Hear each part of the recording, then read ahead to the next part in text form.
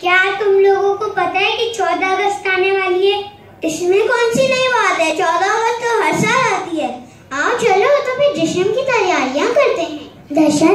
कैसा जश्न? हमें नहीं मनाना। कौन सा मुल्क? इस मुल्क में तो हर वक्त चोरियां होती है और सारे लोग मारे जाते हैं। हमें नहीं बनाना कोई जश्न। नहीं, हमारा मुल्क तो बहुत अच्छा है, पर ये हमारी बुराइयां हैं। क्या तुम झूठ नहीं बोलते? झूठ? हाँ, कभी कभार बोल देता हूँ। क्या तुम सड़क पे कचरा नहीं फेंकते? जब बाहर जाता हूँ तो फेंक देता हूँ। ये हमारी गलती है, हमें अपने मुल्क को साफ सुथरा रखना चाहिए। इस्लामिक हुकूमत जब कायम होगी, जब हमारे इमाम ज़माना का ज़हूर होगा।